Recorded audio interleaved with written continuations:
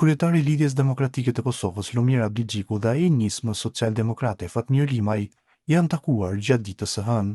Takimi vjen një ditë pasi kryetari i lëvizjes vetëvendosje Albin Kurti nuk arriti ta krijojë një shumicë parlamentare për votimin e qeverisë së re, e cila dështoi të zgjidhet. Abdigjiku e quajti të shkëlqyeshëm takimin me Limajin. Ishte një takim i shkëlqyeshëm me një mik të shkëlqyer, siç është Fatmir Limaj, tha ai. I pyetur për diskutimet që janë bërë, kreu i LDK-s tha: "Me më pas dasht ju me ditë, ju kishim thirrë brenda në takim." Kurse po atë ditë kryeministri në detyrë Albin Kurti doli në konferencë për mediat.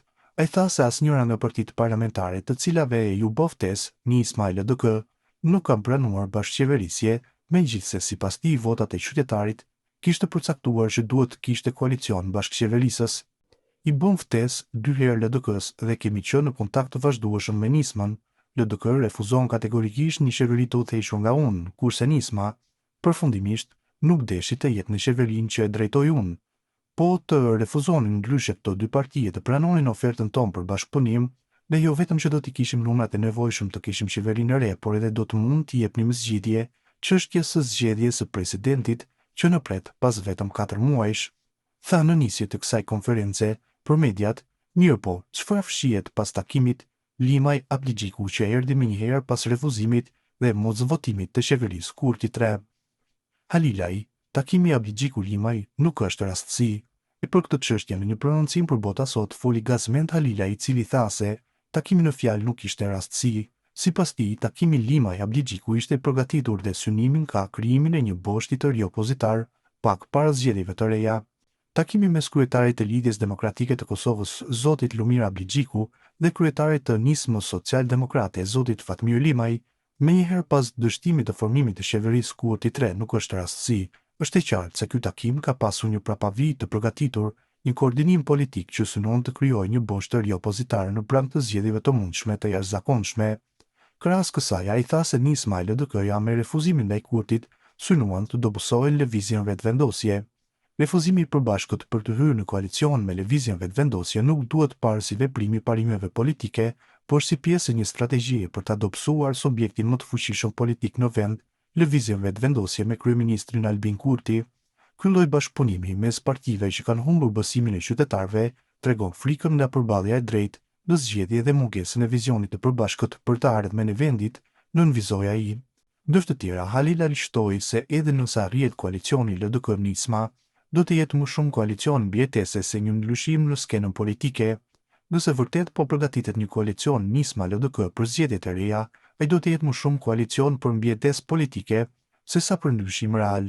Qytetarët tashmë e kanë dëshmuar se kërkojnë qeverisje të drejtë, të pastër dhe me integritet, diçka që vetëm vetëvendosja e ka ofruar dhe do të ofrojë sërish në çdo proces zgjedhor, përfundoi Gazmend Halilaj për Bota Sot.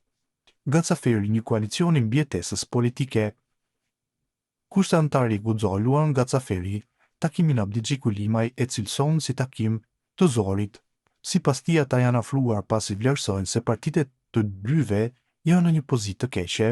Takimi i Abdigjikut me Limajin ishte një takim i zorit dhe jo se ka ardhur nga dashnia e respekti që kanë për njëri tjetrin. Pra ky takim është si me thënë figurativ, ku dy veta po shohin që po fundosen, i thonë njëri tjetrit: "Ma jepti mua dorën që të jap edhe unë ty dorën." E kështu kemi shanse të shpëtojmë së bashku ose të fundosemi së bashku. Gjithashtu Gacaferi tha se Abdigjiku gjendet në një situatë të vështirë pasi nuk guxon të marrë më pak vota në zgjedhjet e ardhshme se në zgjedhjet e nënshkurtit, pasi do të kishte goditje të madhe nga kundërshtarët brenda LDK-s. Abdigjiku edhe me dreshin do bëj koalicione marrëveshje vetëm ta ruaj rezultatin e zgjedhjeve të fundit të nënshkurtit të këtij viti, sepse nëse nuk arrin ta mbajë atë rezultat, është i mbaruar, por edhe i coptuar nga kundërshtarët e vet brenda LDK-s, që janë duke e pritur në njërin këmbë këtë ditë.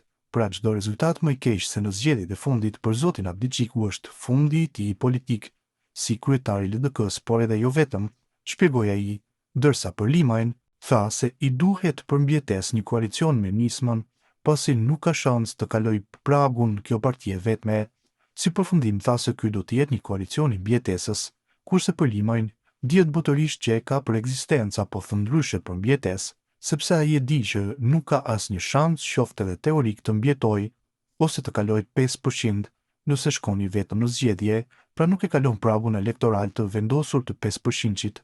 Prandaj, ju ka bashkuar Abdigjikut sepse me Ramushin e ka dhirë punën.